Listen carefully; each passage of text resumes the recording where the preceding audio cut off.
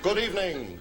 When we began the program America Held Hostage, we thought it would be just a mini-series. But to our surprise, it ran for over 63 weeks, making it the most successful new program of the season. Tragically, the hostages have been freed, and it looked as though we would be canceled. But in an effort to continue this fine late-night docudrama, ABC News will now be counting down the days the hostages are out of captivity. Starting now with day 4, we'll have continuing coverage of the non-captivity for hundreds and hundreds and hundreds of days. We'll also be spending each week spotlighting a different hostage, with 52 that should kill a year. And of course, we'll continue to harass their families as we've done so well for the past year or so. We have one of those in-depth reports right now. Get out of my yard, please. I don't have any comment. Just go away. We'll have another one of those reports through the window of Mrs. Hill's house live at 3 a.m. this morning. Right now, we're going to another story live from New York. It's Saturday night!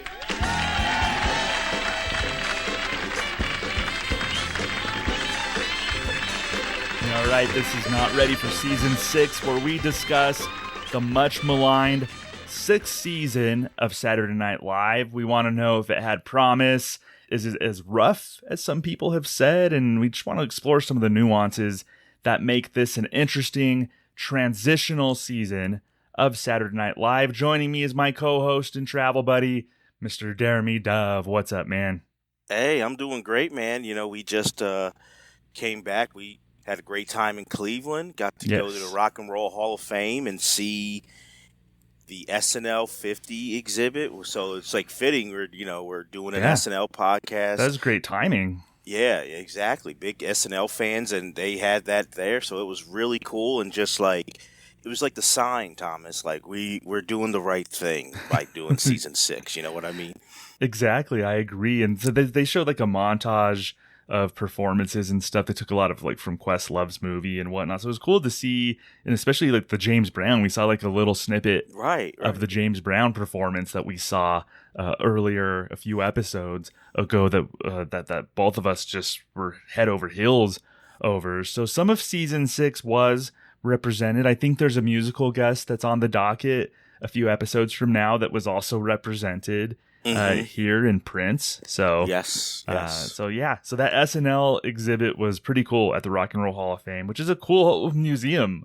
Like, it's a lot better. Exceeded my expectations. Same. I'm so glad we did it. It was definitely a big highlight and something that I recommend to everybody. If you love pop music and if you love just history, like go to the Rock and Roll Hall of Fame. And I'd be shocked if you said anything besides it was a great time. It was awesome. Yeah, totally. So the task at hand this week, it's episode 8 of season 6, which aired on January 24th, 1981. Your host, Robert Hayes, musical guest, Joe King Carrasco and the Crowns, and 14 Karat Soul. So, Jeremy, once I found out from Bill Kenny, he told us last week that Robert Hayes was the lead in Airplane. I've seen Airplane a bunch of times, but I don't know why I just couldn't commit Robert Hayes' name to memory. He's the dad from Homeward Bound for me. He's still, he's still that. Sure. And I've seen Airplane a bunch, but that also to me was like he's not what's memorable at all about Airplane. Agreed. He's more known for being the dad in Homeward Bound. So I'm like that. He's Bob in Homeward Bound. That's who he is. Yeah. But when I found out that it was the lead from Airplane, I perked up a little bit more. I was like, okay, I'm a little more curious now about this episode. It seemed like a pretty big get for this season of SNL, I think, with Airplane being like a beloved comedy from the year prior. So I thought it was like a pretty decent booking from around that time. No, I agree. It makes total sense. I know we've kind of questioned some of the hosting booking that they've had so far, and also just knowing, us knowing the history and knowing that there was a lot of hurdles that Gene and this new regime had to overcome with everyone looking at this as like, ooh, SNL still going on without Lauren in the original cast. Like, I don't want to be a part of that.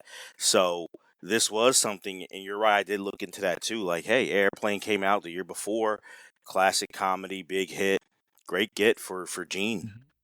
Well, let's see how they used him in this episode and just how this episode was in general. Fascinating episode, to say the least. I'm ready to get to it. Absolutely, let's do it. All right, so we have the cold open. Ted Koppel, played by Joe Piscopo, he's reporting that the hostages in Iran are freed, and he's bemoaning it because it's their top program, basically, and their top program, which is coverage of the hostage crisis, is now over. But in an effort to continue this fine late-night docudrama, ABC News will now be counting down the days the hostages are out of captivity. Starting now with day 4, we'll have continuing coverage of the non-captivity for hundreds and hundreds and hundreds of days. And I like that Koppel refers to it as a docudrama. Yeah. So just kind of playing up like, well, now what do we do? This has been like our time slot or whatever. Like, so to fill the time slot, he said ABC will now be counting down the days, or counting up the days that the hostages are out of captivity, to kind of piggyback off of the news coverage here. What'd you think of Joe as Ted Koppel and this cold open?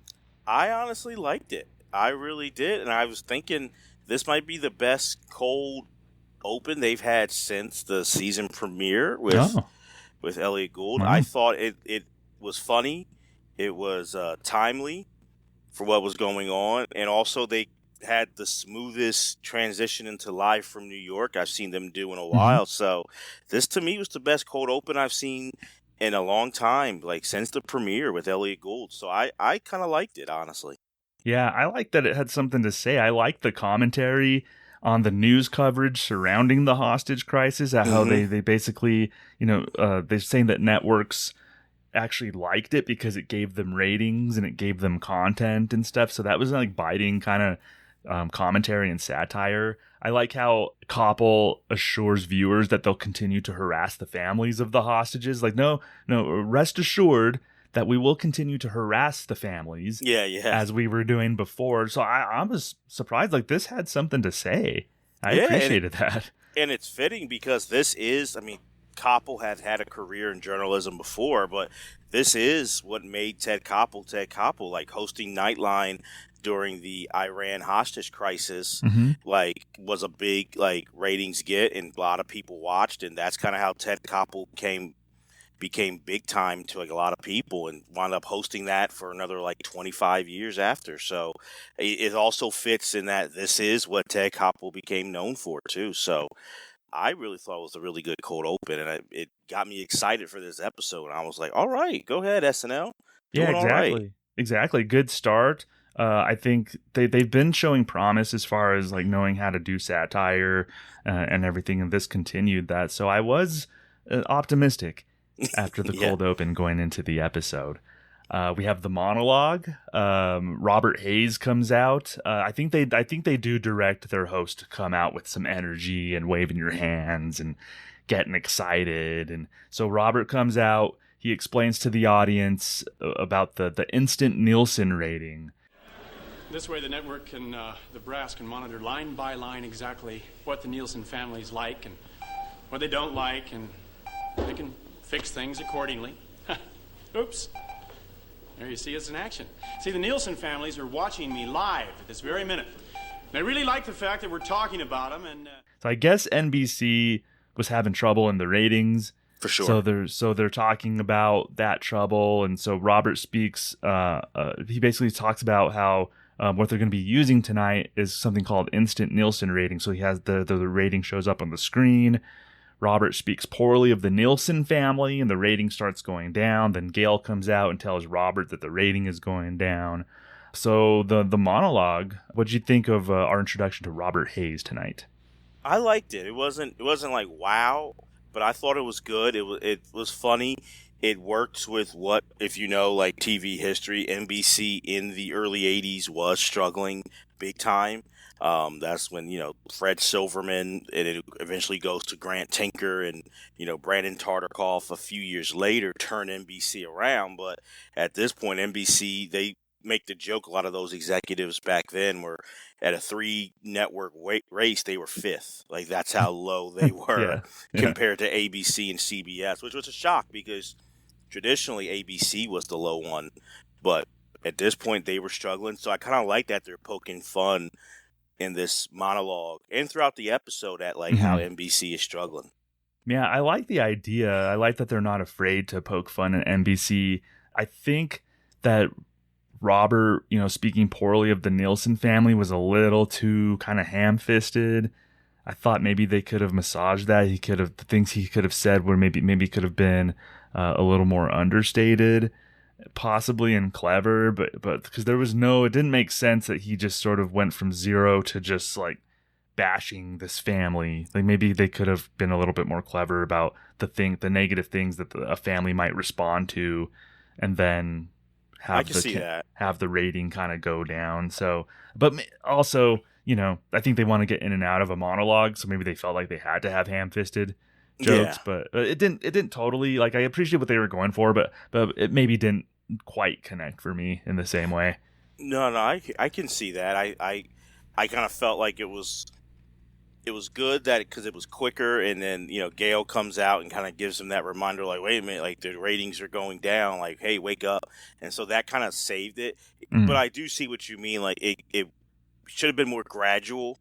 Yeah, exactly. In his complaint about like Nielsen families and all that stuff, because I like the premise, because as someone who loves the history of the Nielsen ratings and what rated high, what didn't, I couldn't, to save my life, break down how the Nielsen ratings are broken up and how they get these numbers. I never understood that, so I like the premise of it. But you're right, it could have been a gradual build up to him doing that. I totally agree. Maybe they don't have time. It's because it seems like they just want to get in and out of monologues. Maybe they didn't have time for gradual, or he could have said something.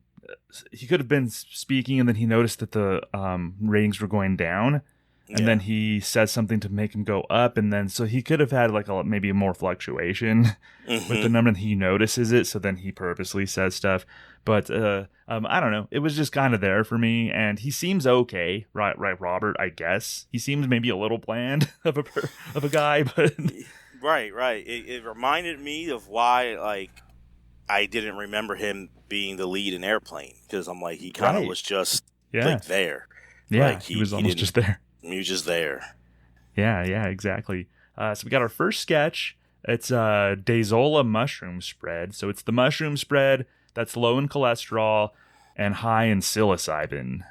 Dazola brings ordinary food to life, like lettuce and tomato.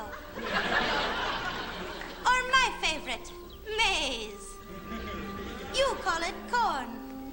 Or green peas. So this is a parody of a real commercial. Because first I was like, why does Denny have to play a Native American character? Which I still kind of wonder. I still don't totally appreciate. But at least it's based off something real. Like the commercial and all of that for, is it Mazola? Yes. Yeah, so Mazola oil and butter and stuff like that.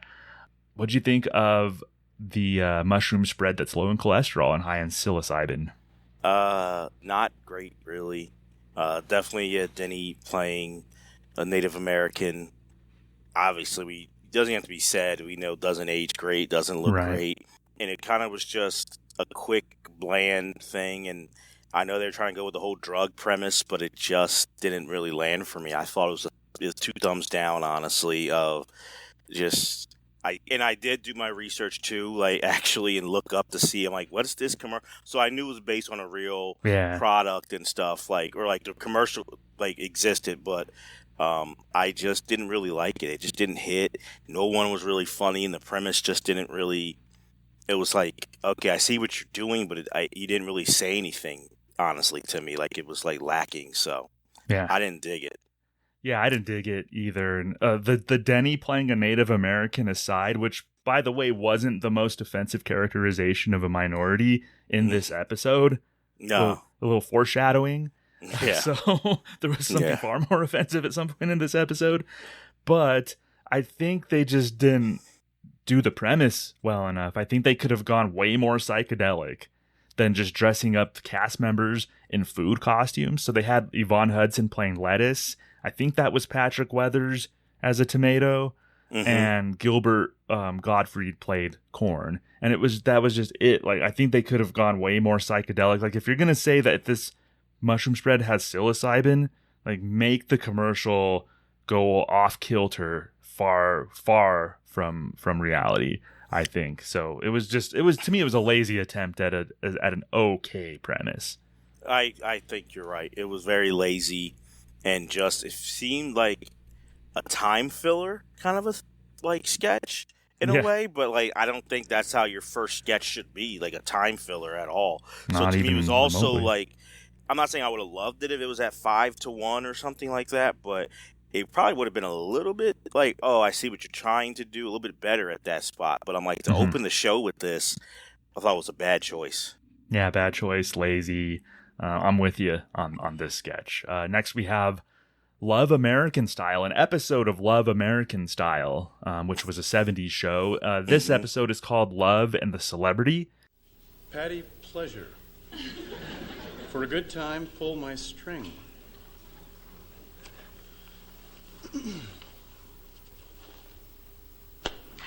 Aren't you going to ask a lady to sit down? So we have Robert Hayes playing himself. He just got home, and I guess his roommate, somebody, leaves a blow-up doll for him. So then Robert has interactions with the blow-up doll, Jeremy. This one didn't land for me. I don't know how it was for you, but I didn't really dig it. I try to, as someone who loves comedy, I get like, hey, attempts at jokes and even, so I'm not trying to be ultra sensitive here, but just like, to me, the whole like the black pimp coming at the end. that rubbed me the wrong way. I just didn't dig it. I thought like, kind of like, not to copy you, but what you said about the last sketch, which was true too. It was very lazy and ignorant, honestly. It was just, let's just do a stereotype here. Let's just, as she has a black pimp. Ha ha ha ha. Like, so I just really didn't think this was that funny. I thought the premise itself wasn't that great. If you did something right, maybe you could have got a good laugh, but this was just very, I don't know, just trying to appease certain audience members, I guess. Like, I thought it was lazy and offensive. Yeah, I thought the end was offensive for sure. I did when the pimp, the inflatable pimp popped up. I was like, oh God, really? Oh, they didn't really need that as the button to the sketch. There was only one kind of beat that did make me laugh in this sketch, is when it was when the doll, he pulled the string on the doll and it said, "I know how to make a man happy. I can." And then it stopped, and then Robert was like wanting to finish the sentence, so he pulled the string again. I think that was like decent comedic timing, but that's the only that's the only thing that I could pull from this sketch that I thought was like halfway decent. Yeah, it's weird. Can you call it blackface if it's on like an inflatable doll? It felt like watching blackface because they made the doll. It made it so dark and just put like a fedora on it. So I'm like, no, it felt like, you know what I mean? Yeah. I'm like, but is it though when it's not on a real person? Like, I think yes.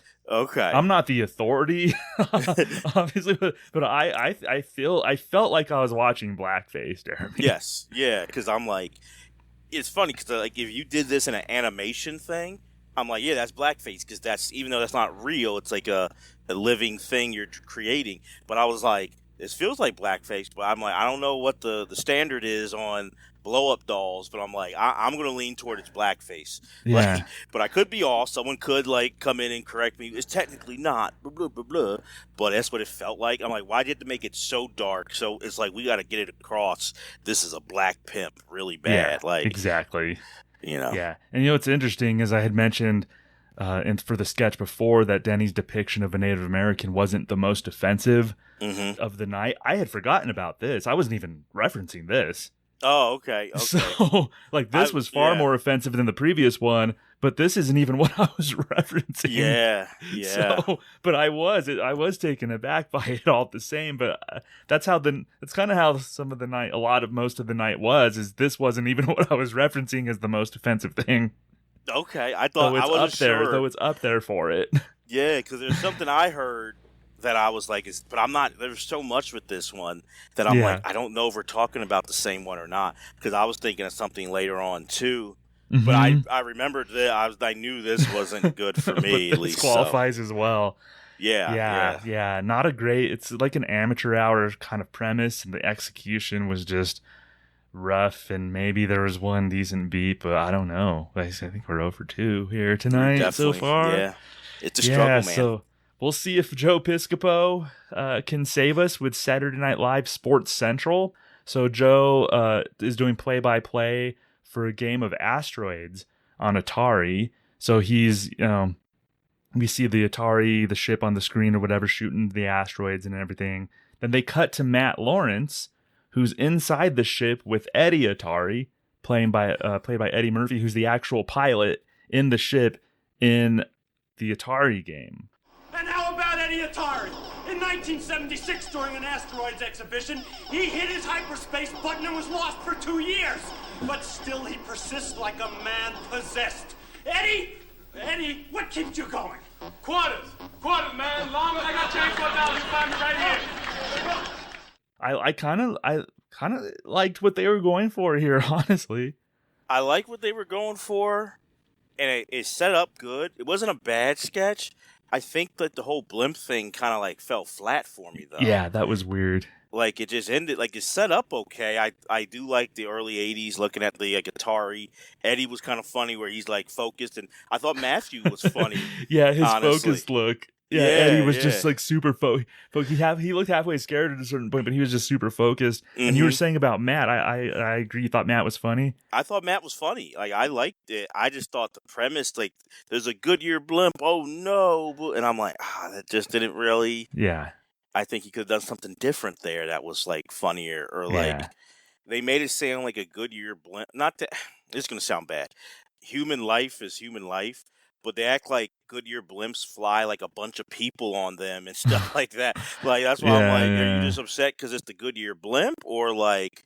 They're just making a Hindenburg reference. I mean, that's they wanted to do the Hindenburg, the humanity reference with that. But I'm with you. I think the Goodyear blimp piece, which after, Matthew Lawrence is interviewing Eddie as Eddie Atari, and then the Goodyear blimp comes onto the screen and Eddie really wants to shoot down the blimp.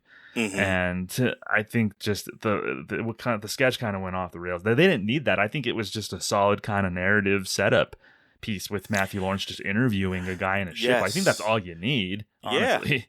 I thought it was great. And then to me, I thought, let's say Eddie's going for some big record. I think it would have been funny because Joe is treating it like it's sports, like this video game. And honestly, the way video games are looked at today, a lot of people look at them as like sport in a way, which is strange, but that's another story. But like, I thought you would have went with that one, and maybe Eddie's going for a record and he just misses it, and Matt Lawrence is acting like a real sideline reporter. Yeah, like, exactly. Eddie, tell me what were you thinking on that last shot? Like, I thought if you went that way, it would have been funnier, but that's just me. For sure. No, I agree. I think they just tried to do they tried to be too clever here, and it fell flat. I liked it a lot better than last week's Saturday Night Live Sports Central, though whatever the hell that was. I totally agree. I am this so far. I mean, it's not saying much. It's the best sketch of the three so far. Oh, I still put it like easily in the middle, just because it ended kind of bad, but it started off funny. I was liking it, and this is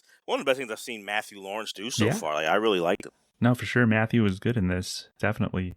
Next sketch, we have Reagan Co. We have Charles Rocket pitching Ronald Reagan products. So we have Reagan wallpaper, Reagan linoleum tile, Reagan tanning cream, etc., etc. It's the wonderful world of Ronald Reagan products from Reagan Co. Smart Ronald Reagan red, white, and blue wallpaper made out of stain-resistant texture plastic depicting President Reagan and lovely Nancy in a truly original design. Yes, now, finally, you can be creative with the durable Ronald Reagan wallpaper, too. Jeremy This is a ridiculous premise. Can you imagine a president using the office to sell products with his name and face on them? Oh, That never would happen. That's unbelievable to No me. one would ever disrespect the Oval Office in that way. Like, so Yeah. I don't know what they're talking about. I don't know what they're thinking with this. Yeah. Pretty prescient, honestly. Like, and it's a decent comment on Reagan being a hardcore capitalist. I think that was kind of the point they were getting at. And it's so ridiculous that they decided to make a sketch about it that obviously kind of, it's kind of coming true here. It is close to home. Yeah. I am, I guess I'm trying to understand.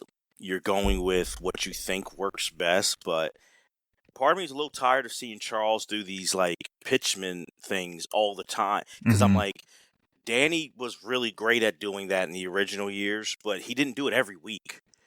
And Danny was great at it, but it wasn't like every week Danny was pitching something to you. So I'm like, I feel like every week they're doing a pitch thing and Charles is pitching. So, and this one wasn't even like the worst. It wasn't that bad, but I guess maybe just from watching the season, I'm fatigued of seeing Charles always pitching something. Like, so that kind of took me a little bit out. Just I'm like, he's pitching again. Like, we don't have to have him pitching every week. Yeah, I can kind of see that. It didn't occur to me as I was watching it, but I do get that for sure. I think it was like I think it was okay. I think the sketch was just okay. I was relieved though that it was a Reagan kind of sketch and Charles was in it, not playing Reagan though. Absolutely. Like that was like a sigh of relief that I had. Maybe someone finally woke up and was like, you just don't do this anymore.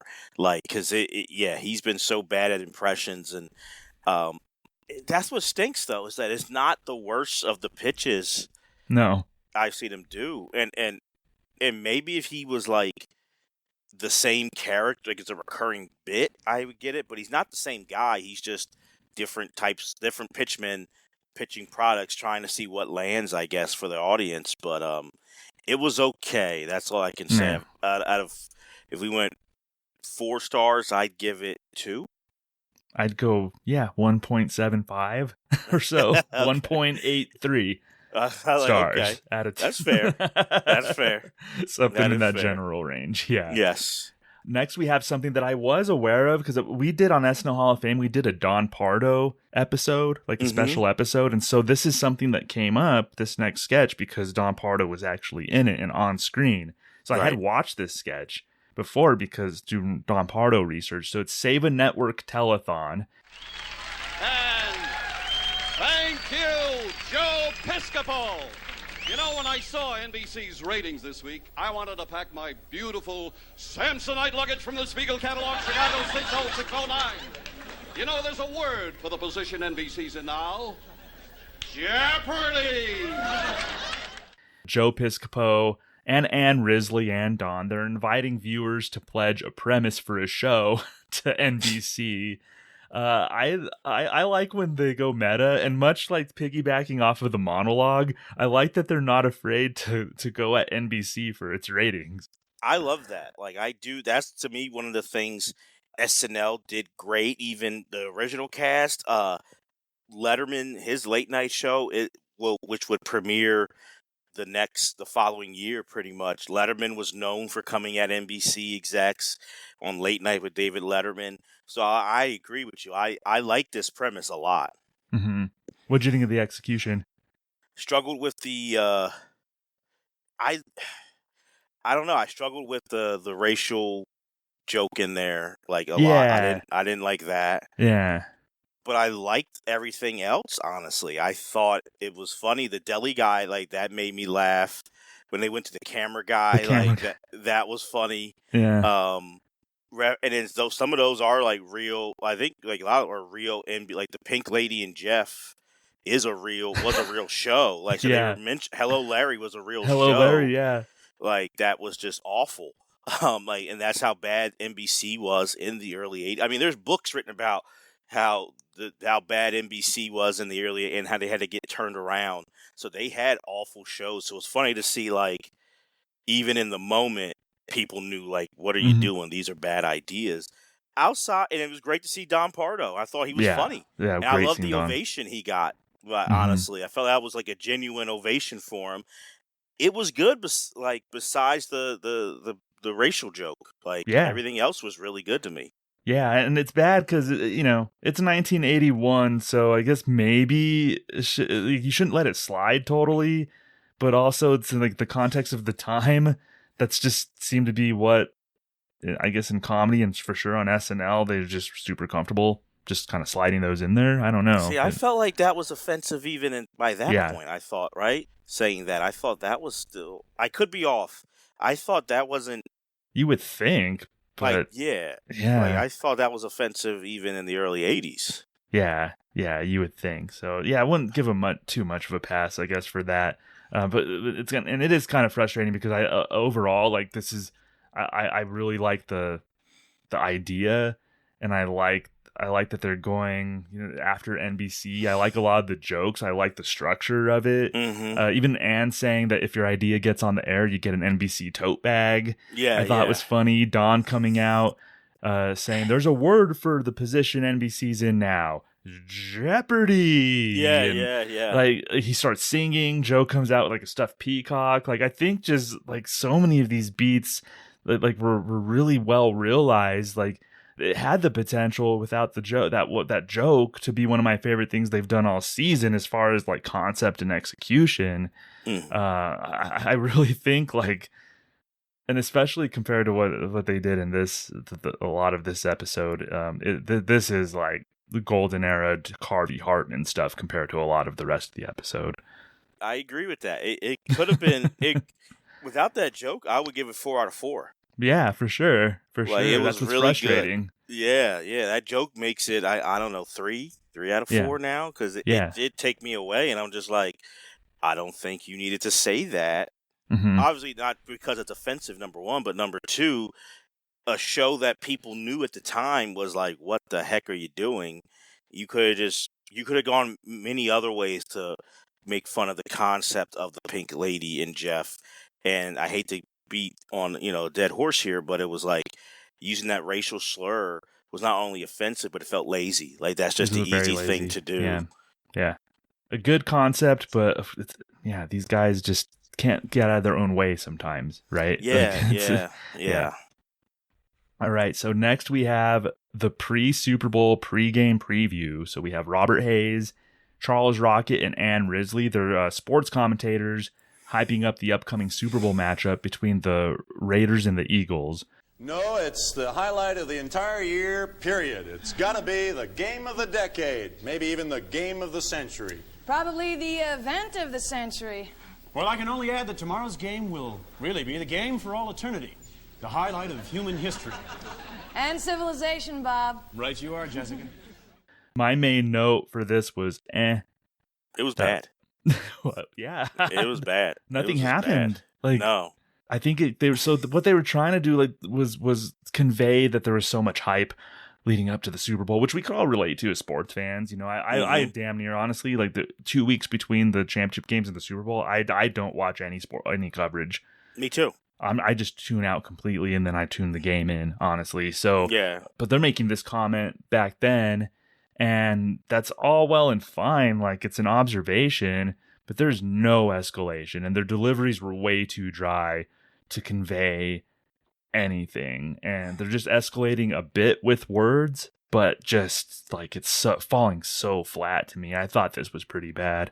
Well, yeah, because I thought at one point Robert says something and like Charles corrects him, and Robert looks at him like what? Like, and I thought like that was going to be it. Like, that's what this thing is. Where like they're going to get tense because they're correcting each other or overcorrecting or trying to outdo one another. But then like they don't go back to that, and then it just becomes they're just saying like jibber jabber kind of. Yeah. Like, that was maybe genuinely a weird moment between Robert and Charles. Right. Maybe that was the thing. But then I'm just like, is that what you're saying? The hype is so much that people just say jibber jabber all day or something? Like, I didn't really quite get it. I don't know. Well, they're saying that because you have Anne saying, well, this is the greatest thing in the history of the world and blah, blah, blah. Like, this is the type of sketch that like a fifth grader would write. Right. Like, they're saying escalation, but they're not. There's no actual escalation being depicted on the screen. You can't just That's one of my frustrating things. Like, you can't just tell me. Like, you had to show me here, and they didn't, and their deliveries were just way too dry to convey whatever that message they were trying to convey. So, yeah, I was bored and just disappointed, and I'm just like, this is something. You have the Super Bowl coming up here. You have Reagan was just inaugurated. To me, as a SNL writer, this is gold. There's so much to like do with all these things, and it's just the ball's being dropped big time. If you're someone who is interested in something boring with jibber jabber, can I interest you in the next sketch, the next short film? Yes. By William Deere. So it's a film with people speaking French gibberish.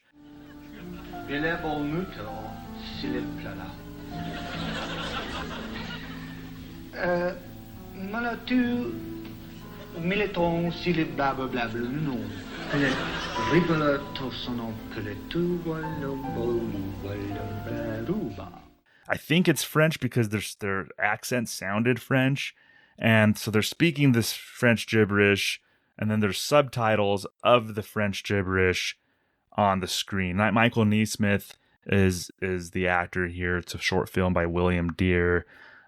This bored the heck out of me, Jeremy. This was really boring and really just. And we've liked these films throughout the year. A lot of them have been pretty decent, right? Right. So I just think, like, man, this was just, there's like really no joke in it. And it was just like, once again, it was boring and it was simple and just easy.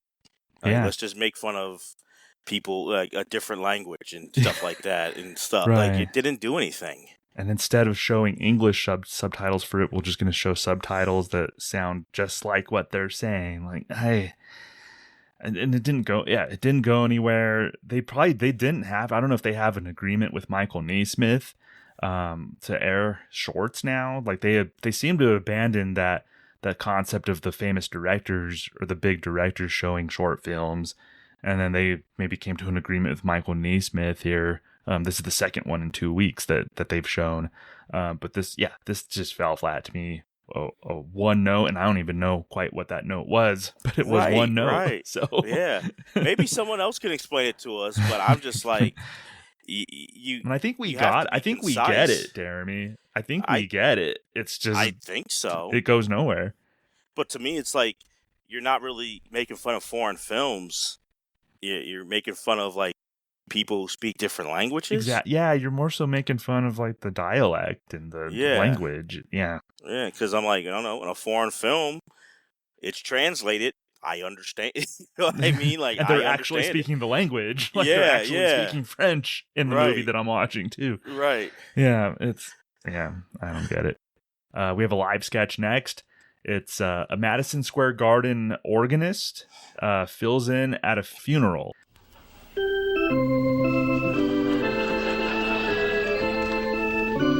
Stop it! What are you doing, you fool? Well, you said to get started. Well, for crying out loud, this is a funeral. Play something appropriate. I was wondering if that's MSG's real organ player, because they didn't use a cast member. They just trotted out. I wondered who that person was, too. Kind of gave like a Woody Allen type vibe. Yeah. You know? Was it Woody? No, it wasn't Woody Allen. But, it did kind of give that vibe. This is a hack premise to me, and it just didn't work for me, Jeremy. Oh, you didn't like this one? I didn't. I thought it was simple, but I did laugh at it though. Okay, well, good, yeah. I did laugh, and maybe that's because the night just wasn't that great, but I did crack up at it. I thought probably it's not overall the best one that I've seen so far. Has been the telethon sketch, but then that had the joke in it that made me go ugh. But I laughed everything else. So this one, without making me feel like conflicted or was the funniest one, where it just was funny. Yeah. I liked the crowd's reaction. Charles was okay in it. The organ player and the crowd, the people at the funeral, were making me laugh though. Mm-hmm. I guess the crowd involvement actually was did something for me, and I guess Gilbert being the one person in the coffin playing the corpse. Yeah, like I saw a comment, I think it was on Reddit or something, as I was looking up the sketch afterward, and somebody said, I think Gilbert would have appreciated a compliment saying that this was his best performance on SNL this season. Man, coming at my guy Gilly here. Playing a corpse, poor Gilly.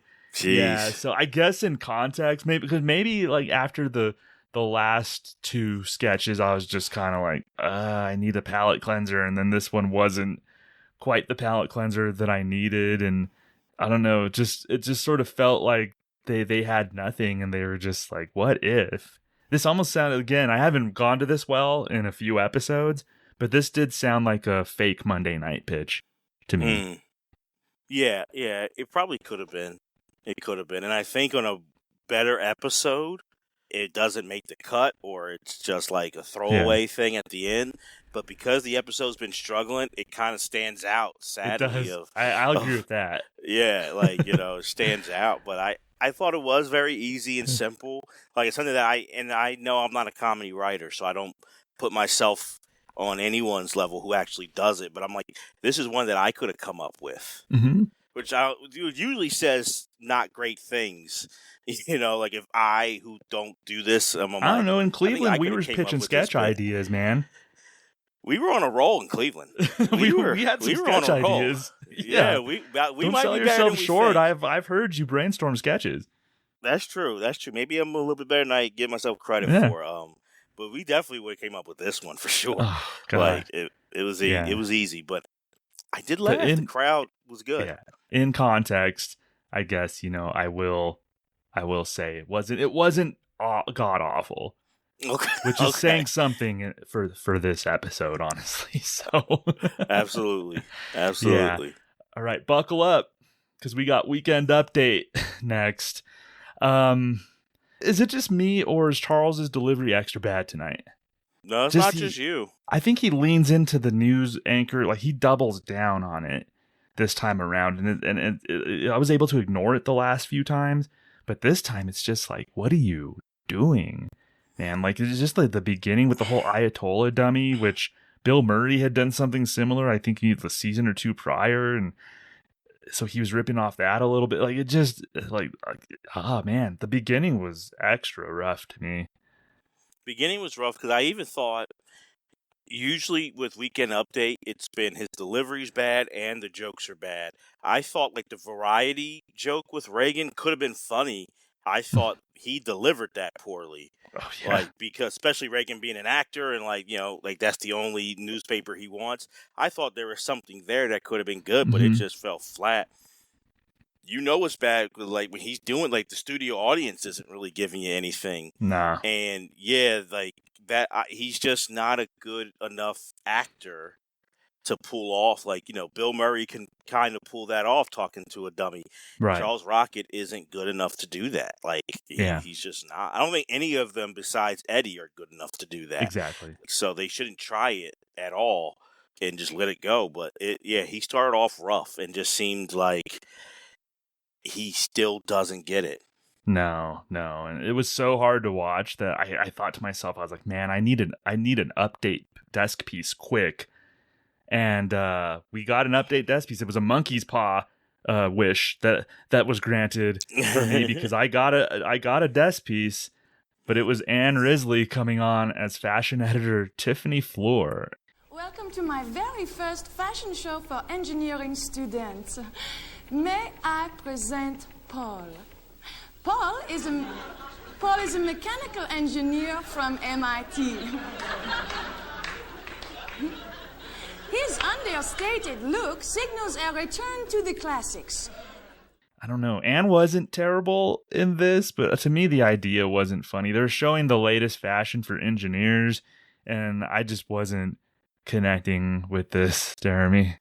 I kind of thought this was the best I've seen her do of anything. Yeah, no, like I said, she wasn't bad in this. Yeah, and I think the models did their part. and played like that look of like early, like kind of what we would see in like Revenge of the Nerds and those like 80s movies with the classic 80s nerds kind of characters.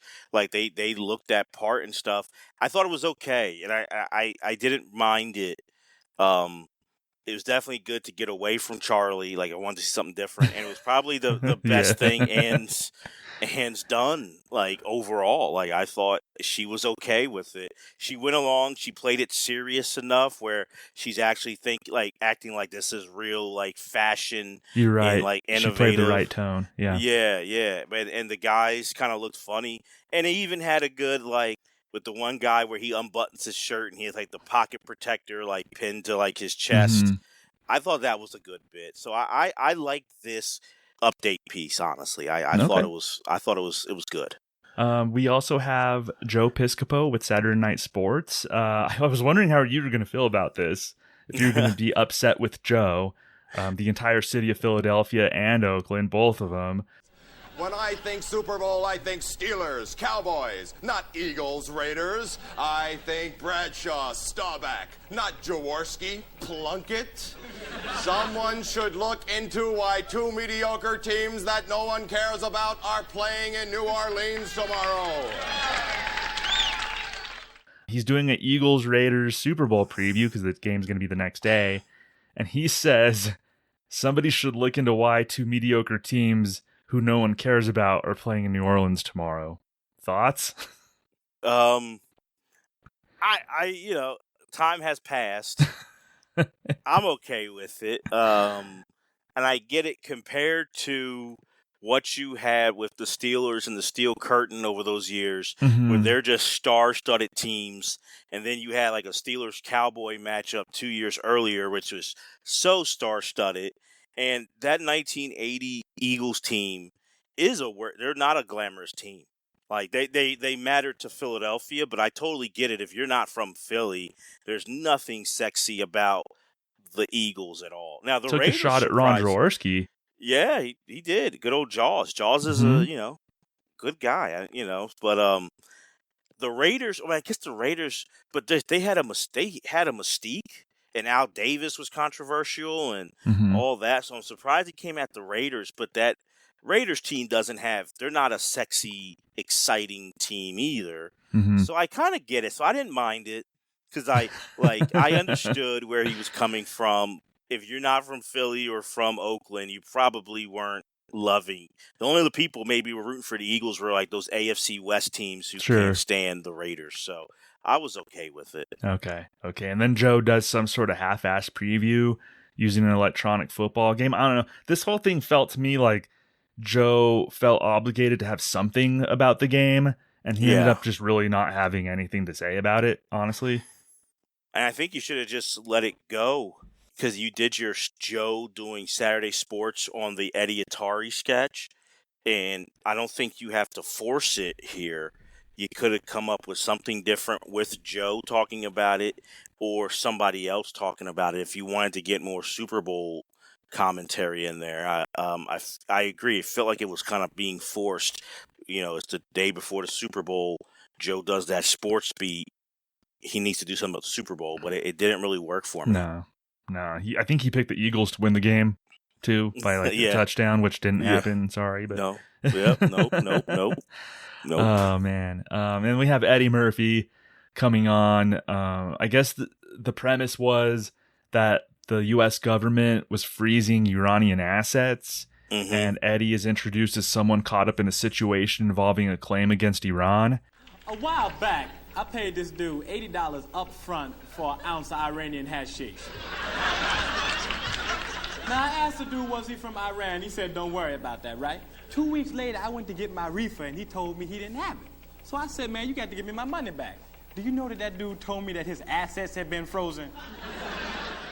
I think Charles did a terrible job of setting this premise up because I was confused. I had to rewind it a couple times and say, wait, what?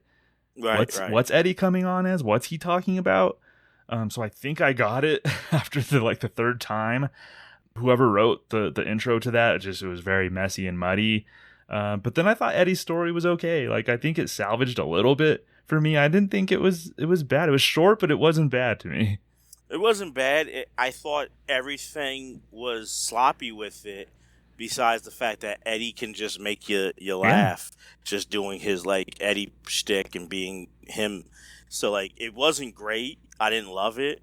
Eddie's had better weekend update pieces coming in, but Eddie just being Eddie could salvage it. Where I laughed a little bit at him saying he was holding the Iranian reefer dealer hostage. Like I could laugh a little bit at that, but overall it was like you said, it was set up poorly, and the premise just kind of went long to me too. When Eddie was talking, it was like it doesn't flow right, but he had a couple lines in there. Yeah. He shares a story about trying to buy reefer from an Iranian man, but the man didn't give him. So he gave the man the money for it. But then 2 weeks later, he was going to go collect the reefer, but the man didn't give him any reefer because his assets were frozen. So the way Eddie was telling the story, Eddie's a great storyteller, so it just kind of made me laugh, even if it was a little messy. So it salvaged a little bit for me. Still, this still might be my least favorite update of the season, honestly. Weekend update overall? Yeah, overall it might be my least favorite, just because I think Charles was extra bad. The sports didn't hit. Anne was okay. Eddie, I think, was maybe a confusing use. They kind of squandered Eddie. But just, it was probably my least favorite one. It's probably, it's only the sad part. They've had so many bad ones. Yeah, the stiff competition. Yeah, I don't know. It wasn't good. It wasn't, and it did, I will say it felt like we haven't been going very far in progression, but we've been going like a little bit in progression with update. I do agree with you. Like, I feel like we went backwards. Like we took 2 steps back this week. So maybe that throws it in like a case for it being the worst, which was like at least some of the other ones. I guess I could say they were early in the season. It's a new regime, but like it's like, hey, we're weeks in. We should see better progression than what we saw with this one tonight. It sounds like maybe you were just a tad higher on it than I was, but still, I think both of us kind of not feeling it. Yeah, I agree with you. It wasn't good. It not wasn't feeling good. it. Yeah. So before I get to the next sketch, I do want to preface this by saying how much I respect Denny Dillon, how much I've enjoyed her this season, how I think she's a great cast member. So I want to preface that, Jeremy, right now and say I love Denny Dillon. I love you, Denny. I do too. Love Denny as well. Been phenomenal to watch her this year. Absolutely. So we have Disco Meltdown. Denny plays Dina Disco, who is dancing and singing at a place called Disco Meltdown, which is located at the nuclear power plant. Watch your skin turn colors with disco radiation. Speed and nose. It's happening! It's happening! I'm orange!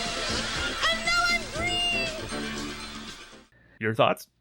This was really terrible. It was so bad. I rewatched it again because I thought I must have been distracted and was missing something. Heart for running that back. I did, and then that's before I even really broke it down. Where I'm like, after watching it the second time, I go, no, there's no joke here. There's nothing funny, and it's also like, oh yeah, 1981. Why are we still talking about disco? And I'm like, is that the whole thing? If that's why they're trying to say it's in a nuclear plant because disco is so dead that like it's in a nuclear plant. Like I don't know, but there was no joke. And this is a good example of the people who really bash season 6, and even those who bash it like, and I think are like too harsh on it. This is like a sketch that's in their camp of like, I would have to say, oh, touche to you on that. Yeah, this one's bad. Like I can't, no argument here. Like it was a bad sketch. You know, comedy I think has to be rooted in some sort of premise. Like you have to understand like why things are on screen, like why they're there on screen, why the action's happening. Yeah. Right, yeah. Jeremy? I agree. Okay, so that we can establish that like comedy has to be rooted in some sort of premise or idea. Yes. Yeah. I didn't detect a premise here. I didn't detect an idea. I didn't detect a joke in this. Mm-mm. It was just Denny dancing and singing, and that was kind of the joke. It was the joke that it was called disco. Like you can't just put them in a nuclear power plant in a setting that's not the usual setting, and then just rely on that to carry the sketch. That's not a premise. That's just a setting. A setting isn't a premise. Mm-mm. And my thing is also like, you didn't even use that premise in the sketch. No. Like, it was like, oh, it felt like she's singing and dancing and look out for this nuclear whatever something. Yeah. Or, you know, that I hear a bell going off, like the nuclear bell going off. That means it's time to, like, do the hustle or something. Like, something like that where it reminds me that there's a nuclear power plant or something. You just made the sketch a lot better just now. We gotta make a career switch, man. We gotta get into comedy writing. Oh my gosh. But, like, you got nothing. Like, you don't even, you put them in a weird place, but then you don't even reference the weird situation again, which is even bad for these writers, where they would kind of do that a little bit in other sketches they've done this season. But I'm like, I've never, like, this is really poor. Like, it was it's truly just bad. baffling. It was a bottom 5 sketch of the season. And if it was in a less racist season of SNL, this might be the worst sketch of the season. Probably, yeah. But it's bottom 5 for me. I agree. So, now. It was because like the levels of bad for this season are like, I just didn't laugh is like the best, and then there's like I was offended, and then the worst are like I was offended and it doesn't make sense, and like, it just was confusing. Yeah. And we've had a bunch of the latter two tonight. Yeah, like, for sure. Yeah. So after this sketch, man, I had to take a breather. I went to dinner. I went and saw Disclosure Day. I got some sleep, and I went back at it this morning. So I took like a whole rest of the night off from watching the episode. Just had Has that to happened so far? This season. So a lot of it was timing, I will admit. I think I maybe started the dinner earlier than intended because I was just like, you know what? I need a break. Yeah, I'm gonna take a little break from this episode. Just get some food. I saw Spielberg's Disclosure Day, like I said, and I didn't even watch the rest. I said I'll get some sleep and then kind of restart this morning. So that's what I did after this sketch, Jeremy.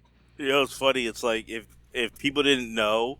It's like, are you talking about like running a marathon or watching like an SNL episode? Yeah. I had to get some rest. I had to stretch. I make did. sure I was hydrated. You know, got like, some electrolytes in me. Yeah, I had to do all that. You know, had to get in my safe space here. I had to woosah. Then I could finish this episode. Like, but I mean, this was that kind of episode. It was. I needed rough. a halftime. So So that's what happened. That's what happened with this episode. So so I went back at it this morning, and we started off with the Rocket Report. So Charles Rocket is in Washington, D.C., trying to find out what kind of guy Ronald Reagan is and what he's up to on a daily basis. Then the president jumps in the presidential limousine for a tour around town to check on Nancy's redecorating, which some say has gotten a little out of hand. And a snap inspection of the transfer of the Reagan fortune from California to Washington banks. After watching this, Jeremy, I thought that they sent Charles to D.C. and he had nothing, but he still had to justify having gone to D.C., so he had to whip something together. It's frustrating because you could have done so much with this.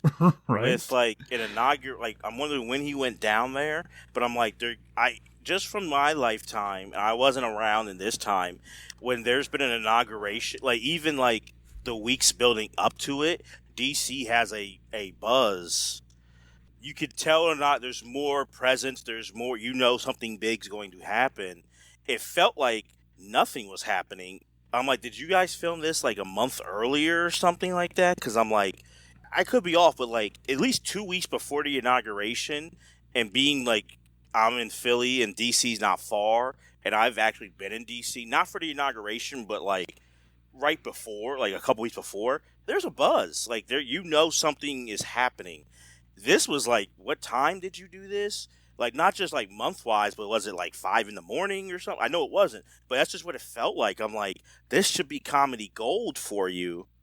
And instead, you strike out just terribly, where I'm like, I think you shouldn't have used this. I agree. I think he had nothing. I think the only reason it aired is because they spent money to send him to Washington, D.C. I think that's the only reason why it got on the air.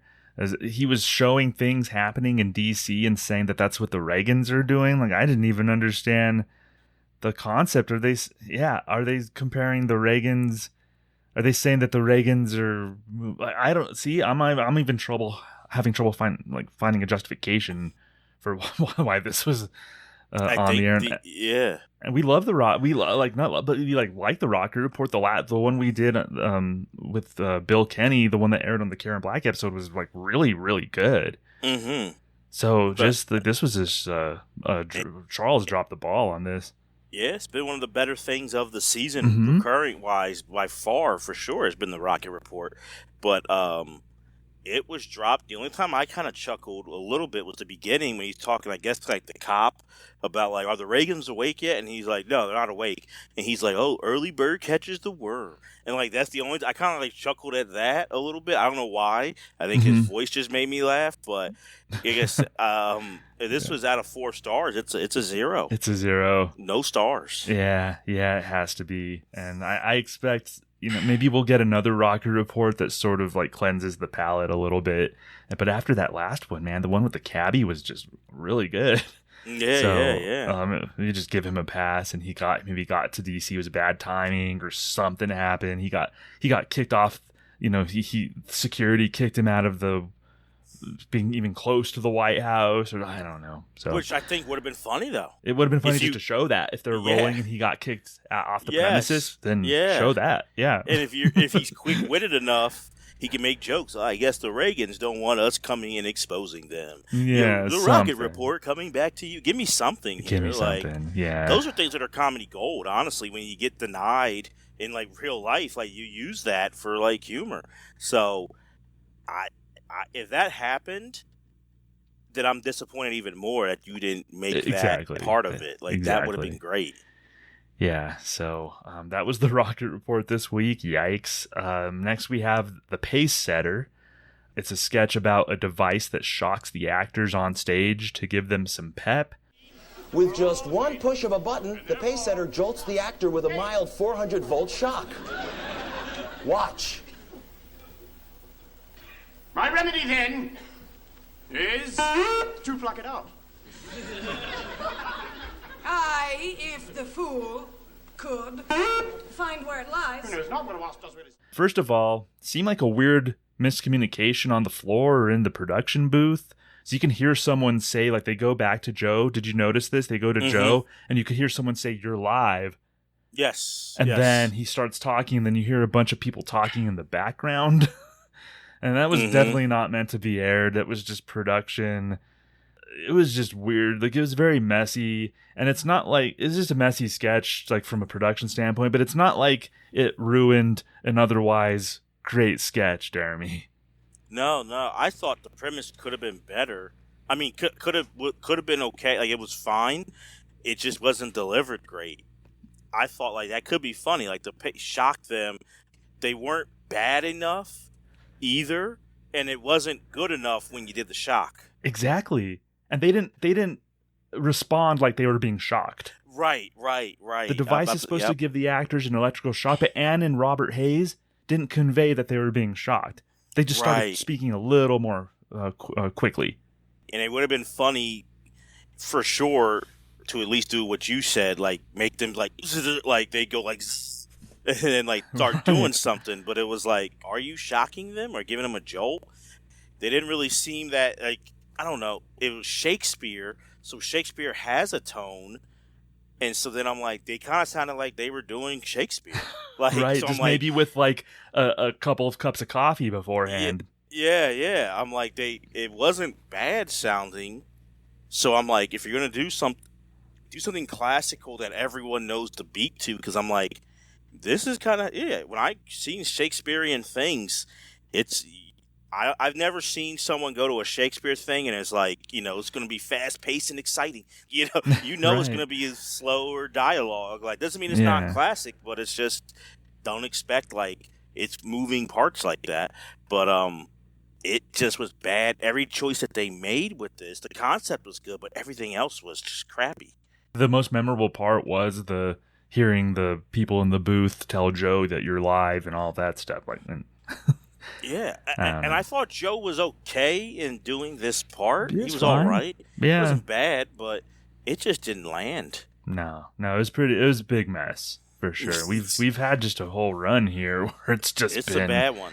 It's been nuts, and maybe the next sketch will save us, but maybe not. So we have Ravi Sings, the legendary Ravi Shankar, who's a real life great legendary musician, performs American ballads. So it's Patrick Weathers depicting Ravi Shankar. Jeremy, this is the new worst sketch of the night for me. Sorry, Disco Meltdown. Ravi Sings is the new worst sketch of the night for me. Yeah, this is offensive on this. This is brownface. So they've had blackface and brownface all in one episode here, and just flat out awful.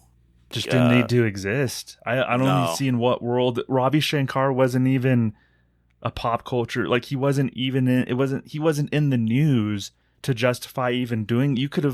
Nobody would have been complaining if you went a whole season without saying, well, how come they Ravi Shankar, that's a great premise for a sketch right there. It wasn't even something that was in the news. It was just Patrick Weathers in brownface doing a truly offensive depiction, playing a sitar. It's just something that didn't need to exist, and it's just annoying. I try not to sound too mad on the show, but this one really pisses me off. It just didn't need to exist in the world. Yeah, and I try not to be too mad, and I try because I'm someone who's big on when it comes to stuff like this. We don't need to cancel it. We need to talk about why it's bad and why we need to learn and never do it again. When it comes to especially pop culture and entertainment, don't run away from it. Acknowledge it. Call it out for how it's bad. And move forward and see this is why we don't ever do. And to me, what they've shown is the critiques about SNL and race, which I already knew, and I don't want to speak for you, but I'm sure you already knew too, are valid. And it's I don't want to hear anybody ever say to me, why are they talking about this? Is why you need diverse cast. This is why you need diverse writers and producers, because if you had a diverse writers and producers, this wouldn't have made the air. Exactly. No, it wouldn't have been flat out. And I think this sketch slips through the cracks when people bring up the offensive nature of older SNL because it was Patrick Weathers and not a more famous cast member, honestly. Right. So I think it slips through the cracks. But this is honestly one of the worst sketches I've ever seen on SNL. Me too. And I don't even know if I want to play any audio from this sketch. Honestly, we usually do little 15-second clips, but I don't even know if I want to do that. It's not worthy of it. It's not worthy of it. I'd rather not give it that air. As far as it, people want to look it up, they can look it up, but it's just no need to do. It's brownface, and I know comedy, you take chances. It's daring. You can, we both like dark comedy. No one has to explain that to us. But, these were things that in 1981, you knew better. You knew it was bad. There's no excuse for it. There's no, the times, people didn't know. No, you knew in all these offensive jokes tonight were offensive in 1981. People knew they were bad in 81 too. Yeah, I'm curious. I might go do maybe a little more research to see how this sketch was received then, if anybody talked about it. But yikes. The next one was Rowena and Nadine sketch, so the return of Rowena and Nadine. And so I thought to myself, okay, this has to be halfway decent, right? Because we liked Rowena and Nadine during the Jamie Lee Curtis episode. Right, so I'm cool. I'm going to get something that maybe nothing's going to cleanse the palate of the previous sketch, but it might just be something that okay, I feel better about this. And so we have Rowena, played by Gail Mathias, and Nadine, played by Denny Dillon. They're talking about the Reagans, and it turns out that they have differences of opinion. Nadine loves the Reagans, and Rowena doesn't. Doing hair is only half of this G-darn job. The other half is listening to some spudhead jerking her jaw while she sits in my chair. You know, I'm telling you, Rowena, they look like a prince and a princess sitting up there on the dice. I thought the only okay idea here was Rowena and Nadine like taking turns talking to the camera about one another. They don't often like kind of break the fourth wall there, talk to the camera. Much as I like what Gail's done this season and I had high hopes for the Rowena character, this was just baffling to me, Jeremy. Baffling, and were you trying to make it seem like because Denny was like happy for the Reagans being in office and Rowena was kind of giving kickback, but then Rowena didn't even care about the politics either. No. But it felt like she did. So that's what threw it off. Like she didn't give like I voted for Carter or something like that. But it felt like she was getting upset politically. Don't mention those Reagans again and blah, blah, blah. But it was just about like, I don't know, was she jealous that she was hyping up Nancy Reagan's fashion? Is that why she was getting riled up about the Reagans? And then the people who wrote this sketch don't know themselves. It just didn't. They don't know where the tension came from. Like, right. It was like, why is she so upset with like mentioning of the Reagans? I don't know. She didn't even vote. She was making out with somebody. We got a little slut shaming in there. Like, yeah. They depicted Rowena way less likable than the first time we saw her. For sure. They depicted her this time around as kind of a scummy character, which I didn't get that from her the first time. No, that Jamie Lee episode, she was very likable. It was more down to earth, like more. And then this one, she's like smoke. Like it was just a weird vibe. This is weird. This sketch had such a weird vibe. Mm-hmm. It fell flat, and I don't know if Gail was trying to do something a little bit different with the character and take some chances, so the writers went with that, or it was vice versa. The writers said we're going to make her a little bit darker, but it just, the premise was bad about the whole Reagan being upset with the Reagans, but then she doesn't really, if she seems like she cares, give me a funny reason why she cares. It's almost like she cares, like she's anti the Reagans, and then it was like, I really don't care. When she talked to the camera, like, I was making out with so and so in the front seat. I'm just in the front seat of the truck with whoever. Yeah, so I'm like, then why do you get upset about the Reagans? Then if you don't care about politics or the Reagans, so why are you upset? It made no sense, and I liked the Rowena character so much. I was like, oh, I can't wait for her to be back, and then they throw this at us. So. Yikes again. And I don't know, I think I have lost count of like the amount of sketches in a row that were kind of a yikes for me. Yeah, this is a tough run. Yeah, there's been two okays. Yeah. Or two, yeah, well, one okay and then one that was good, but you messed it up with offensive humor a little bit, and then everything else has been garbage. Yeah, for sure. So we have Eddie next, straight to camera, just Eddie on the stage on home base. He's talking about being promoted to full SNL cast member. I know what you're thinking. You're thinking the kid's young. He's 19 years old. Am I going to be a burnout? Am I going to go crazy, burn myself out, start using drugs, abusing myself, wasting thousands of dollars on things I really don't need? I don't think so. You see, I got my head together. I'm a pretty level-headed guy, and if there's one thing you're worried about, like Eddie Murphy going to Hollywood, please don't, because I got my stuff together. I love Eddie, obviously, but this was pretty throwaway to me, except for the actual announcement and the audience cheering him. This was just like nothing. Like Eddie did like almost literally nothing on stage. I think it felt like, but I was okay. Yeah, because it wasn't a sketch. It was like the point just the announcement? Yes, that's what I thought. Well, then I'll give it a mulligan. Then I'll give it a pass if that was just the whole point of this was just for him to announce that. And he just did like a little thing at the end, just being like, I'm not going to go Hollywood and get all caught up, and he just does the like thing. Yeah, I thought the funny way to announce, funny way to announce that he is becoming a full-time cast member, and I think it was also showing. I didn't look up like news reports on how people felt, but he's obviously already the star of like the show. Mm-hmm. Like everybody else, they're just in the credits. They're just kind of like, if there's a promotion, when Eddie became a featured player, like you didn't have an announcement.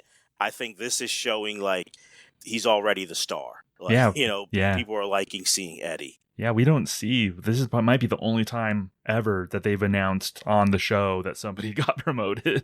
Like that's Yeah. yeah. And So that is, rightfully this so. is like a historical kind of moment. Yeah, for sure. Rightfully so. And I think it does kind of prove, I don't know, you know, we talked at our beginning, like our preview of the season about the Gene, she not put Eddie on or who Mhm. hired. So I know at least the hiring part, maybe there's still like debates and probably always will be. But as far as her noticing that he was the star, I think she's kind of proven that like she notices that he's the star of the show Yep. too. It wasn't just Dick Ebersol. Yep. Yep. Agreed. So, for what it was, I think it worked, and I'm going to take it out of my crosshairs. Yeah. It's fine. You know, Eddie's promotion. That's awesome. So, we have Charles playing another pitchman kind of thing. Imagine you can go out with anyone you want. Who would it be? Bo Derek? Eric Estrada? Or maybe it's just that special someone who lives next door.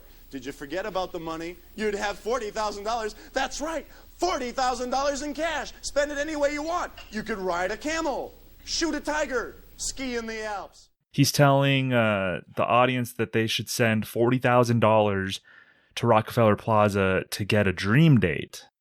That's all that happened. That's the sketch. Yeah. I guess trying to capitalize. I forget when the movie 10 came out. Was that in, I feel like that was 81 or 80. Yeah, Bo Derek and Dudley Moore. So I feel like they're trying to like capitalize off of that. Maybe, but they just showed one picture of Bo Derek, and then Eric Estrada, right? Eric Estrada from Chips. Yeah, I sent $40,000 to Rockefeller Plaza. I don't know. Okay. This just didn't seem like conceived, like a conceived segment necessarily. Well, the movie 10 came out in 79, and now I know Bo Derek still was a sex symbol at that point by early 81, but I think you're giving this segment too much credit. I'm trying to figure out why they did it. Like, It was I a know throwaway, Eric and Bo Estrada Derek happened to be a hot lady at the time, and they just used her image. I don't think it had anything to do with 10 or anything like that. Yeah, I don't know. It stunk. Yeah. It stunk. Yeah. It really did. Yeah. I do that too. I try to give them the benefit of the doubt. Like, what were they thinking? Was there something here? But I don't think there was. I think they just needed two good-looking people, and they used Bo Derek and Eric Estrada. Well, because, you know, this has been a great test for me, even though, like, I hate to be a broken record, I love history. There's still, there's nothing like if you lived in the moment. So I wasn't born in 81. You were born some months later, but you weren't born yet. So it's like some of these things, like these little commercials or certain people you know about, it's like, oh, like, do I need to look, maybe there's something like, you know, you've done earlier in the season, which has been great, looking up this was a thing in the news at the moment. So that's why I was like, well, was something in 81, like with Bo Derek, like why they showed her? Yeah. Because I'm just like, I It's can't just because see she's a anything. good-looking woman. Yeah. And Eric Estrada's a good-looking guy. But the premise of the sketch wasn't rude. I don't think was rooted in anything. No, it stunk. It stunk. Yeah. Yeah. You're right. Oh man. And by the way, we're 15 segments in plus Weekend Update, and we have not had one musical performance. So I don't know. I think that's throwing off the kind of vibe or to me, it's throwing off the show. Is just we haven't had something to kind of break things up. And we haven't had that. We've just kind of, there's been an onslaught of this stuff. Yeah. It kind of, in its own, not that we needed a reminder, but it shows how important not just a musical segment is, like musical guest is, but where you do place the musical guest. Like, this has been a great example of that. I'm not saying it would have saved the show, but it would have been easier to get a musical break in there instead of you having to actually take a break because it's just so rough. Maybe you don't have to go to Disclosure Day so early if you get a musical break in between or something, Right. you know? So yeah, you're right. Good point. And I was wondering if it was like, did the band, did something happen with their gear? Did, a drum set get misplaced or whatever? It turns out no. because the next musical act, we had our first musical performance of the night. It's 14 Karat Soul performing I Wish That We Were Married, and this time it's for real. I'm glad that we're going steady, though I wish that the time would fly. I wish that we... It's an a cappella group. There's no instruments to be fiddled with. It's an a cappella doo-wop group. Pretty nice sounding. Like I'm not like an a cappella connoisseur necessarily. So neither of us are a cappella connoisseurs. Nice sounding, like as far as a cappella goes, I guess. Like there's nice sounding group and whatnot. But this could have been like a decent palate cleanser before or after update. It felt like, in my opinion, they weren't really well known. They are local East Orange, New Jersey. That's North Jersey. So it felt, hate to say it, like, hey, we don't have to fly anybody in. They can just take the train in, you know. So this is easy. And they sounded good. I'm not taking anything away from 14 Karat Soul, but I almost wonder if they were like, we're not sure about them or how the audience will react to acapella. So put it on at the end is what I that's just my that could be. It could you know? be. Yeah, respect to these guys. Again, they seem like a fine enough a cappella group. It seemed like a weird booking for SNL. Like they didn't seem to SNL standard, I guess, as a booking. Or right. And not that they weren't a good a cappella group. Like you know, that's not what we're saying. It's more like, even with other things, like they were still doing like the absurdist or like the unique musical acts. But that fit what SNL had been at the time, even in the first 5 years and stuff. Yeah. Here, it just seemed like the aesthetic doesn't fit. The thing that was different about them was like they were like young and black. Right. But then what they were singing didn't fit what SNL is and was at the time, which was like, we need some kind of edge or something different. Like it kind of just felt like it's slowing it down. Yeah. Really. Yeah, and they performed 2 songs, so they did like 7 minutes of a cappella. They could have just moved one song. I don't know if they felt like they didn't want to do 2 different a cappella segments, so if they're going to do an a cappella group, they might as well just have them do both songs in one shot. It's just very weird. Like, just the organizing of it all is just very strange to me. I agree. But they were fine. As far as a cappella goes, you know, I think they were talented. Good. So yeah. We have another sketch after that. It's editors at the National Enquirer discussing the next issue. On page 3 here, the article about the monkey performing surgery on the blind woman. Right. I think it needs a picture. I went through the files, Chief, and we have a picture of a chimpanzee wearing a stethoscope. That's great. That'll help. Go with it. Good. But you know, there's something else missing. Ted, didn't I tell you to put something with heart up front? Jeremy, compared to a lot of the sketches tonight, this is almost genius level premise to me compared to what we've seen so far. So you have like the editors talking about producing the next edition like they're from a credible hard news outlet. So their tone is conveying we're from like the Washington Post or New York Times, but they're for the National Enquirers. Again, like in context, this is like brilliant stuff. I thought it was a brilliant concept. I totally agree. I thought it was executed poorly though. And I didn't dig it. Like I thought like people couldn't land. And it's just coming to the place where unless you have a host who can shine, like Jamie Lee Curtis did really well, and we still have some episodes left, but this cast just, a lot of it is not cutting it. Yeah. They don't have it like in them at this point in their careers, because Gilly doesn't cut it for me. Robert Hayes, we've seen, hasn't really brought it, like the comedic chops, so he's not cutting it.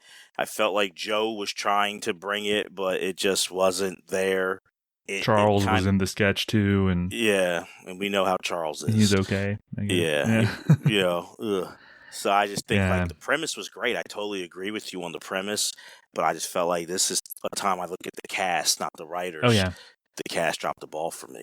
I imagine this premise, but with like Phil Hartman leading the charge, and with Dana and John Lovitz, and I think they could have really made a good sketch out of this with just better performances and a more dynamic host, because Robert Hayes, kind of boring host.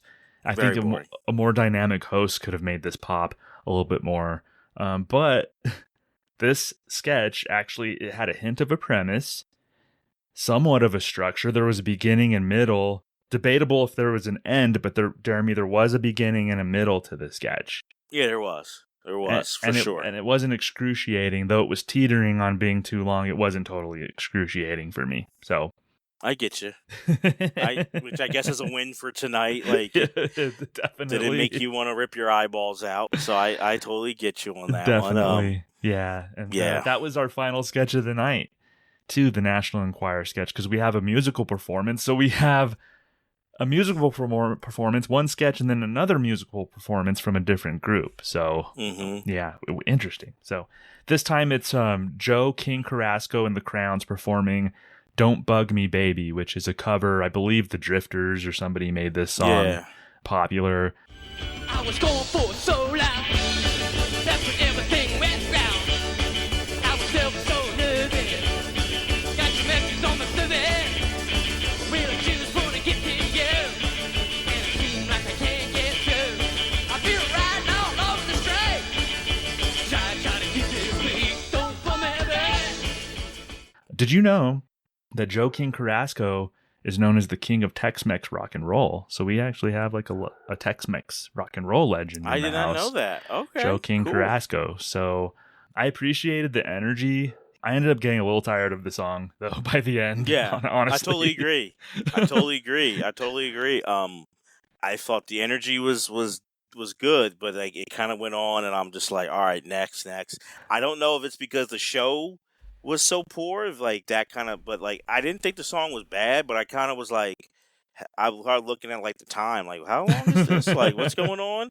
But it was okay. It wasn't the worst musical performance, but it's tough when you've had James Brown and Aretha Franklin this season. It's just kind of hard, but it was all right. It was After okay. a couple of minutes, I was just like, okay, I get it. I get the gist. Don't bug me, baby, and whatnot. Yep, I got it. Yeah. And I'm just like, if we gonna keep doing this here, like, all right, like, I guess we're still saying, don't bug me, baby. So So that was the end of our show, man. So first of all, with the host, Jeremy, this is the host that I'm least opinionated about this season. I think he very much blended in, which I guess is good, but he just didn't stick out either. He's probably the most bland host that we've had all season. Yeah, for sure. Which I kind of feel like they did the Ellen Bernstein thing where like they used her spot, but she was good when she was you. I was kind of like, I would have liked to see more of her. I should say it's the opposite of Ellen Bernstein. I wanted to see more of her. I wish they would have used him like her, where like I saw less of him. He was very just bland, almost to the point where he felt like he could have been like an extra. Or like, For you sure. know what I mean? Like sure. he's just part of it. Like Yeah. he's just another. And I think Robert Hayes has that kind of look, which I think is why we both know Airplane. We both know lines from it. But when Bill said that last week, it was like, oh yeah. And I know him from Homeward Bound because he's very, I hate to say it, very plain looking. He's very just like average Joe guy, where I think if he walked by us on the street, we wouldn't recognize him. In 1980, we wouldn't recognize him. Like I could have watched Airplane and walked out of the theater and walked past Robert Hayes, and I wouldn't have recognized him. No, exactly. And the thing is, to be fair, for every other host, even if they were inebriated, they stick out to you. They made some sort out. of put some sort of stamp on the episode. Yeah. Well, I'm like, yeah, this dude. Yeah, I don't think back then. I think you're right. Watching them, I would have walked by him and, well, that's, how you doing, buddy? And would have kept going. Yeah, let's keep it moving. Yeah. And I'm just perplexed by this episode as a whole, especially considering, last week's episode was really good. We've been on a decent run since like the Ellen Burstyn, Jamie Lee Curtis, even Carradine had its moments. Like we were on like a pretty decent run of episodes. Last week we were like, oh cool, Bill wanted to come on last week because it was such a good episode. And then it's almost like they celebrated last week. Some would say like maybe how the Spurs celebrated beating the Thunder at the Western Conference Finals. Yeah, true. But then there was more ball to be played. So there's more ball to be played after the Karen Black episode. And it seems like they almost forgot that there was an episode, so they just like wrote the episode on Friday night or Saturday morning. Something happened here of and this is just what, and I said it before, where you do need a veteran producer or veteran, like a head writer who can kind of regroup people and say, let's get back, and also being like, this sketch doesn't cut it. It does kind of feel like when it comes to the comedy, there's like no adult in the room right now. And I know technically they're all legally adults, but there's no one supervising. Is like, I felt that throughout the season, but tonight was like a setback to where I'm like, yeah, where people was the it's January. I'm like, was the flu going around? Were people sick and weren't able to go to work or something? Like, there's no Herb Sargent in the room. Yeah, there's no Herb Sargent. Yeah, they need a guy like that. Yeah, it just feels like something was bad. Somebody when Patrick Weathers says, "Hey, I can do an impression of Ravi Shankar," somebody just looking at him saying no. Yeah, no. And then that's the end of the conversation. Or you're even appeasing him, like, knowing he's not going to go on and go, "Oh, sure, Patrick, yeah, buddy, yeah, you just work on that. Just go off to your office and just do it. Yeah, go write that." And then looking at like the other producers, we're never putting that on. No, that's not yeah. See, that's no chance. But yeah, sure, Patrick, okay, buddy. We'll give 14 Karat Soul a third song if we're running out of time. We're not going to put that on the air. Yeah. Exactly, I agree. Yeah. So okay, so let's crack our knuckles here. Let's start with reasons for optimism. Eddie Murphy is promoted to being a regular cast member, so that's optimism there. And I'm going to be honest. That's it for me for optimism from this episode. Okay. Eddie Murphy was promoted to being a full-time cast member. That's all I got for this episode. Yeah, I understand. Yeah. I like that they weren't afraid to make fun of the network for its ratings. So I could kind of see like they're taking chances. They're not afraid to like poke at their own network a little bit, maybe still some of that rebel spirit. And I know in the telethon sketch, there was some racism, Jeremy. That being said, there was a really good one, and I actually wish there was a runner throughout the whole episode. Yeah, I think that would have been better, too. I think it would have been good if they made that as a running joke. I think, like, I guess because it had been done before is why it didn't jump out to me. But I can see what you're saying as far as that rebel spirit and making fun of the network. Like, I want to see if they keep that up. I would like them to keep it up in a clever way.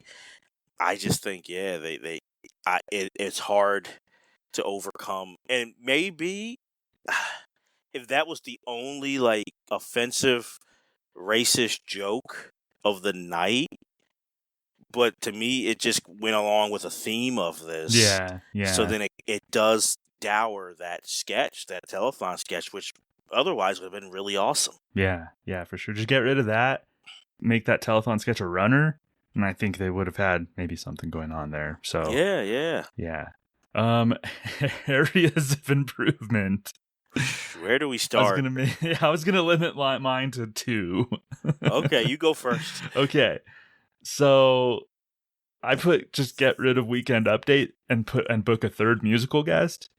That could help maybe improve the proceedings. And put the musical guest before Update.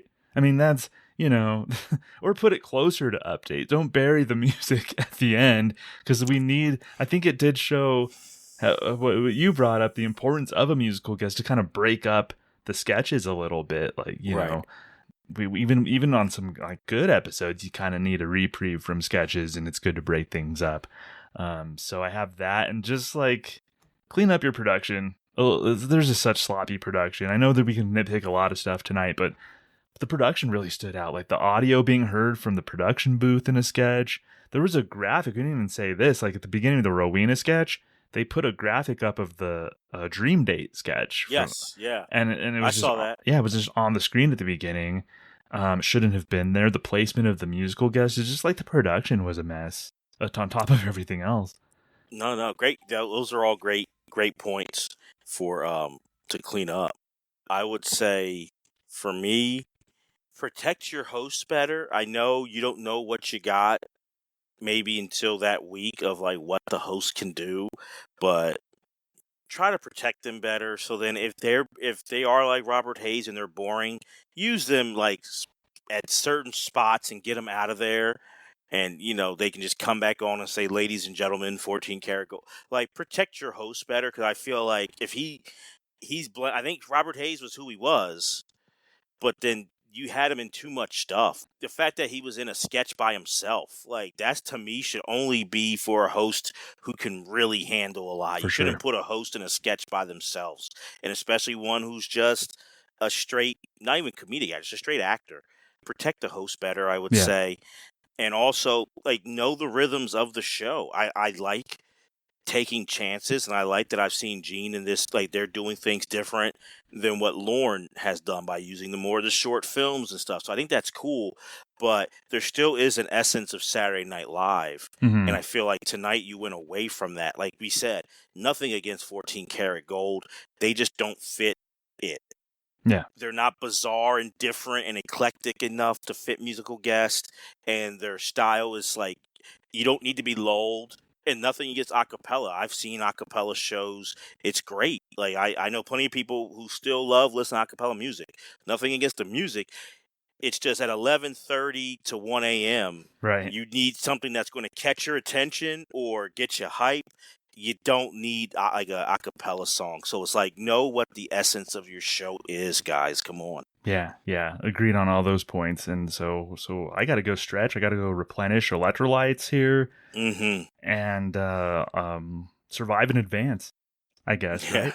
Surviving and advancing. That's what it was. That's what's going on. It was. Yes, sir. Yes. So next week, we'll be talking about episode 9, which aired February 7th, 1981.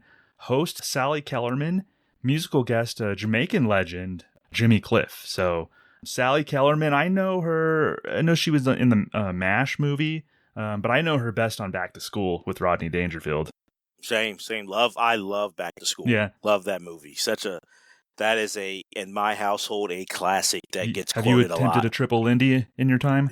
I have attempted a triple Lindy in my time. Off the diving board. Okay, here we go. Oh, yeah. And that's Sam Kinison, say it. And he's yelling at Roddy. Like, that's just classic. Okay. We love that movie in my family, so. Yeah, Sally Kellerman, Roddy Dangerfield's love interest in Back to School. And then Jimmy Cliff, like a genuine, like a legend Jamaican musician. Yeah. Was Jimmy Cliff on in the first 5 years? I first feel era? like I didn't research that, but I feel like he might have been. I thought he was. Yeah. But you're right. Total legend. Jimmy Cliff is. I know Jimmy Cliff for sure. So very excited to see the episode overall, but definitely to see Jimmy Cliff perform. Yeah. We'll see how that goes. So looking forward to talking again next time, man. Absolutely. This is, even though it was a rough episode, it's still very fun breaking down these episodes and looking back on them. So I'm glad we're doing this still. Like, I'm not deterred, people. We're still in the fight. All right. See you then. See ya. Thanks for listening to the Not Ready for Primetime Project. Be sure to subscribe and follow wherever you listen to our podcast. You can also follow us on social media everywhere at NR4PT Project. Thanks for listening. Good night and have a pleasant tomorrow.